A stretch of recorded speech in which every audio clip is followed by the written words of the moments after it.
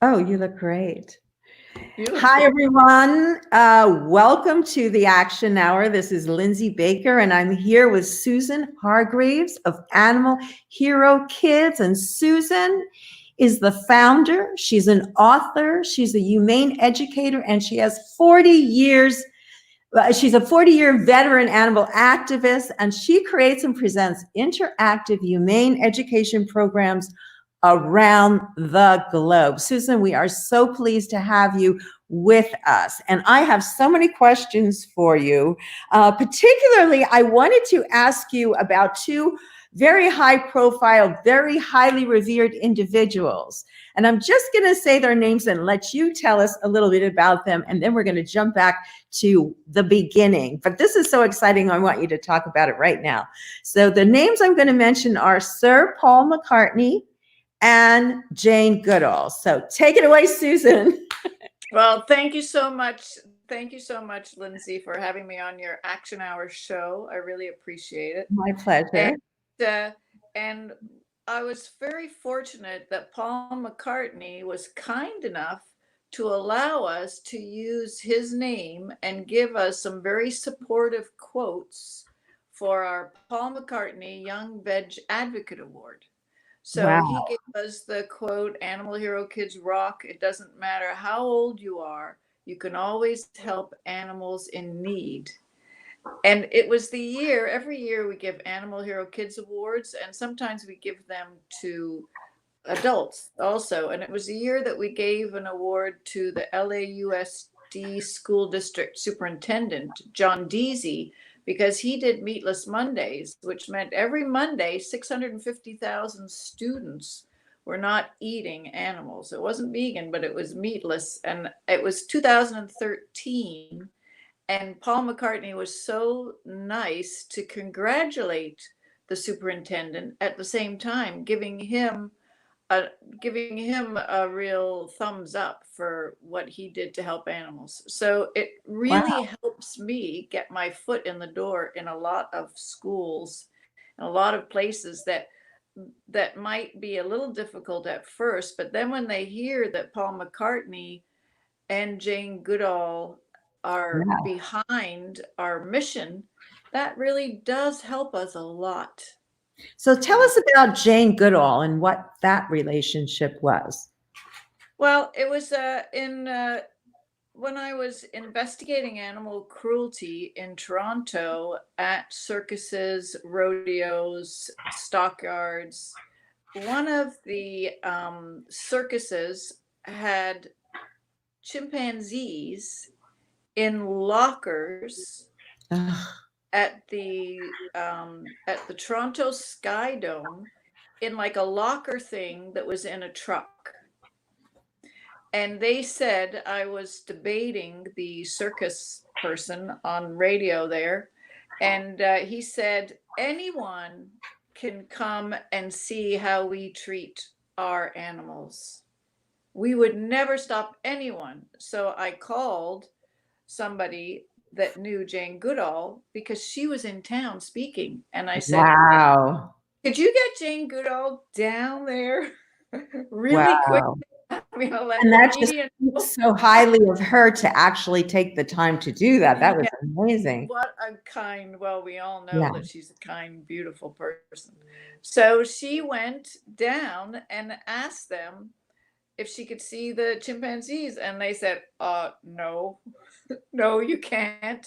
Oh, And that was really? all on the media. So her and I ended up doing a radio show all about the fact that what are they hiding? And this is how the animals live in the circus. And so then fast Well, wait, forward. let me stop you for a second. You did a Okay. radio show with her? Did you say? Yes, yeah, a call-in radio. Wow. Oh That yeah. would be great to have a little piece of that. Maybe another time you can come back. Well, I'll have to find it. And but I was thanked so much by the radio station, the radio disc jockey for getting Jane Goodall. They were so thrilled, and this was, we're talking 20 years ago, Right. at least 20 something years ago. And so then I wanted to emigrate into the United States, and I went under the extraordinary person in the field of humane education. It was a category for like specialists, and she was kind enough to give me a letter of reference that I am sure, as I sit here now and talk to you, has helped me immeasurably to do so much work here in the United States, thanks to her letter of reference and her kindness in doing that, you know. So, Wow. That's a good kind of tip to other people doing similar kind of work to you, that maybe reach out to different various celebrities and getting that endorsement from them could be the yes. difference, and maybe a lot of organizations know that, but perhaps some of the newer ones don't. It's probably difficult to do, but possibly not impossible. Particularly, you can do a video, you can do so many things to showcase your organization. But I think that's a really Yes. good tip. And the smaller organizations that have, we're all volunteer, animalherokids.org, and we don't Mhm. have a large budget, and we don't have any advertising budget. But if you get a celebrity to support your mission, you've got a lot of media Yeah, from that, and you reach people in a way, in a more trusted avenue, because people trust news stories and newspaper articles over an ad anyway. And sure. it costs what did it cost? Nothing. That's the best. Well, the good work that you do precedes you, and you get recognized. The organization has to be doing amazing work like you are. So I just wanted to start back at the very beginning. And you mentioned that you immigrated here from England, I believe, right? Am I correct? Actually, from Canada, so I From was Canada. originally. Oh, I'm so sorry. That's all So right. tell me a little bit about where you were born. I know you made scones on Jane Unchained. And we were told to say scones, not scones, although I've Right. always said scones, but I love both. And the fact that you can make vegan version, which I may try to do today because it's Mother's Day and I'm going to actually probably do pancakes. But anyway, I don't want to get off subject. So talk a little bit about where you were born, your background, and then your turning point. Why don't we start with that, when you became vegan and all that? Way back. Well, That far and back. A just little, so you know, if you do make the scones, make yeah, sure that your margarine is cold, and you sort of like mix it up with your fingers so it's like breadcrumb consistency. That's the secret. great. So I was born in England near Liverpool, and my grandfather was from Ireland, Galway Bay, and he loved helping all of the animals that needed help.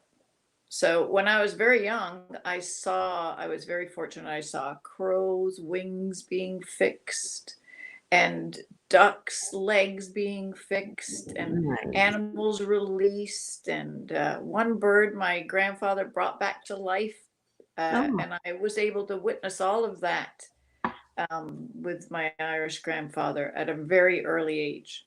And I think also that a lot of English people are pro animals, meaning they're more empathetic because hmm. of Beatrix Potter stories. That's my theory. How Because interesting. Beatrix Potter sort of like um, she creates families of mice, families of rabbits. They have their own homes, they have their own rich Okay. lives. Yeah, and you learn that when you're very little, from Beatrix Potter. Yeah. So like so many children, I was very empathetic towards other animals.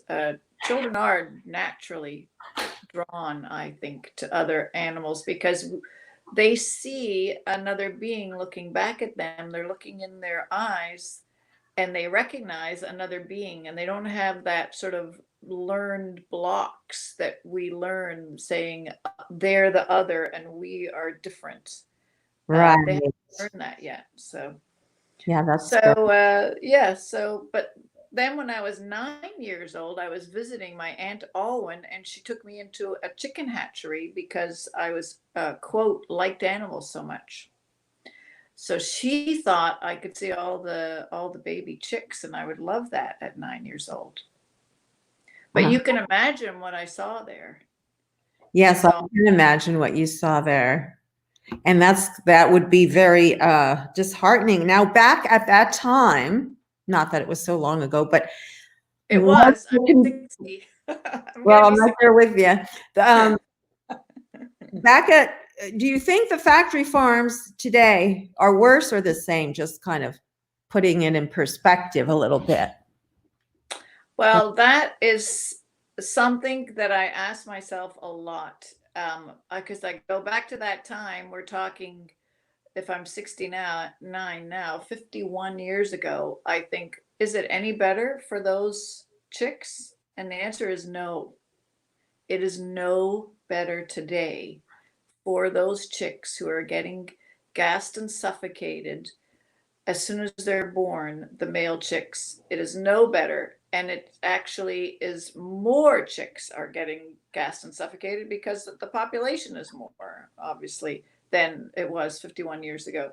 The But only they're thing using that, the same techniques, excuse me for interrupting. yes, 50 years ago, we have no way, we had they no they way.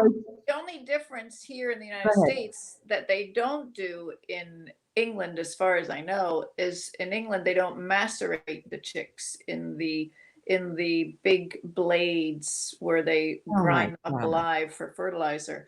They weren't doing that in the hatchery that I was in. They were gassing and suffocating them, meaning they're in these big industrial drums with tubes, and I could see all the baby chicks crawling out from the other chicks. Some were dead, some were in the process of dying, and they were trying to crawl out from under each other, Oh you know, my gosh. for the air. Yeah. Oh my gosh. That And would no, it be. hasn't changed. But you know what? In 2013 in Germany, a scientist has come up with a technique, a woman, to sex the chickens in the egg at a much earlier time, way before there's any pain perception. And Germany still hasn't adopted that, but I would like to figure out. I've just been thinking about this. You know as well as I do that when we are aware of the suffering as we are on this global scale, we're always trying to get perspective and to to think, what else can I do? How can I be more effective?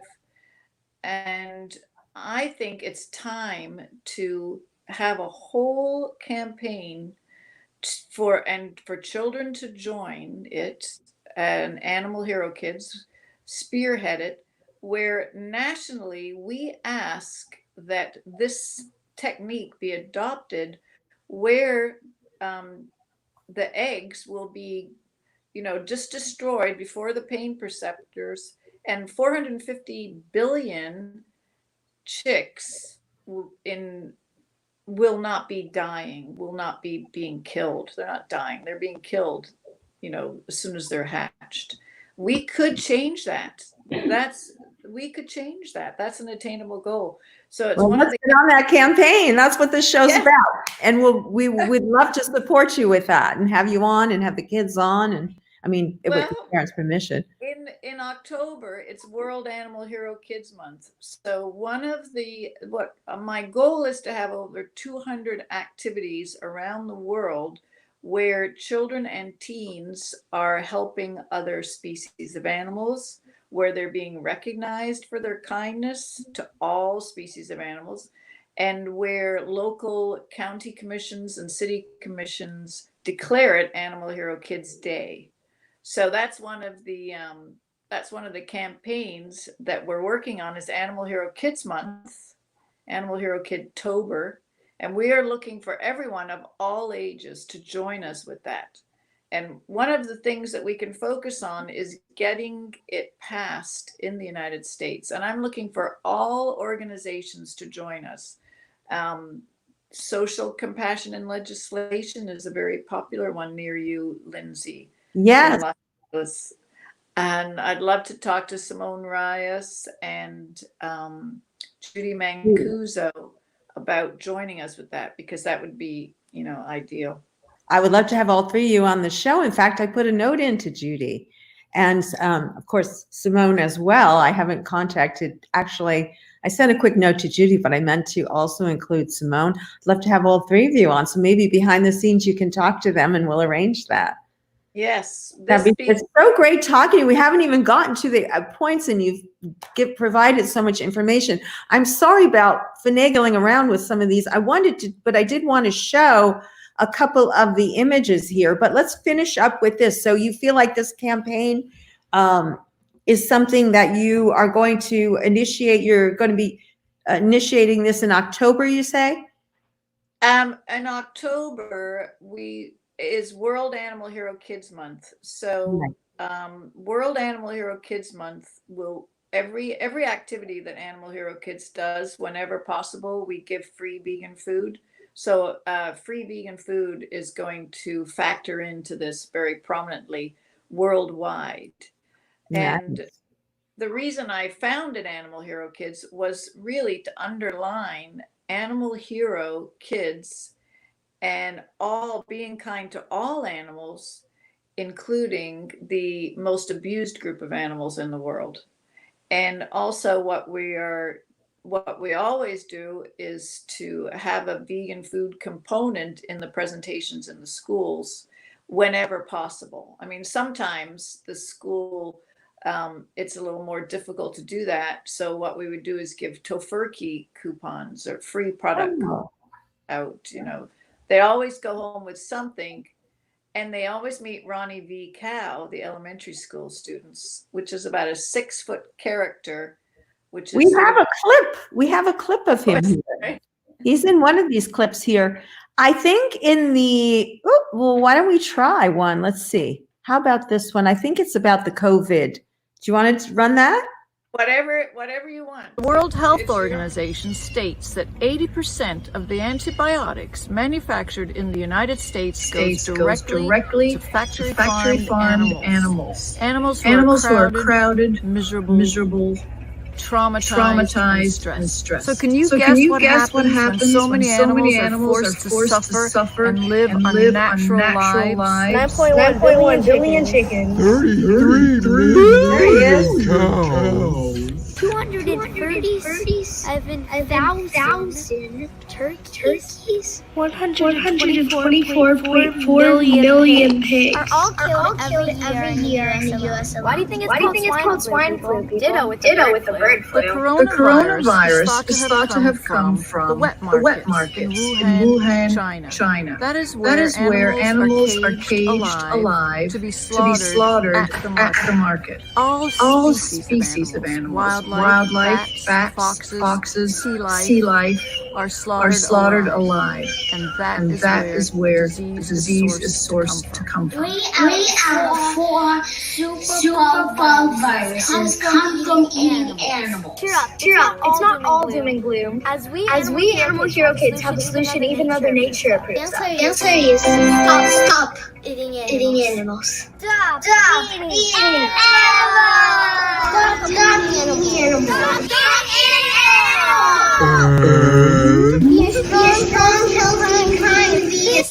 Strong, healthy, and kind vegan. There we go. I had to cut it down a little bit because of the in order for it to play, but I tried to get everything in there. That works. Yeah, it was great. Yeah, so that was Ronnie the Cow. He's my consort. He often drives. I always say when I go to the schools, Ronnie the Cow drove this morning, and that's why we could go in the lane, what was for carpool lane. Oh, that's wonderful. Yeah, that's funny. Should we watch a couple more videos? What do you think? Whatever you want. And I love the way you have the words moving at the bottom of this thing. Yeah, we've got our own little ticker going there. You're very good at that. Wow, that's amazing.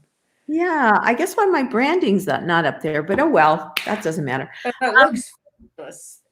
Thank you. Well, Jane helped me with it. Let's see. Let's move on to another piece here. Now, I know they're all different. I think this one is where the kids are entertained. Hi there. It's Andy Lassner from the Ellen DeGeneres Show, or Average Andy. We're here to say bravo to Susan Hargreaves and thank you for 40 years of incredible volunteer and dedication. Your book is amazing. Animal Hero Kids Voices for the Voiceless. I want to say how much I love that book. I want to say the stories of rescue and advocacy is amazing. I say bravo to the Animal Hero Kids and Teens United. I hope you guys understand what amazing work you're all doing. And Susan, from me, from Ellen, from everyone with a soul and a heart, thank you. We love you.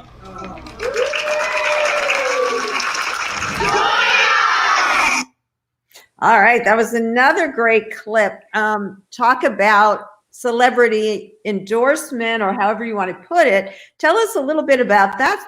What was happening there with Ellen DeGeneres? The mic is gone. Oh, can you hear me now? Let's see. Okay. Can you hear me? Oh, geez. Mute it. Can you hear me now?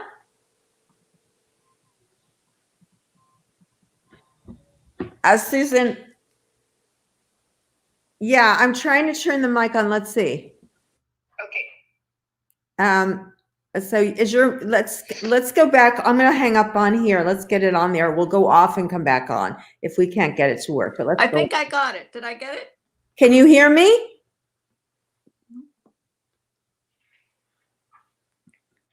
Hello, Susan?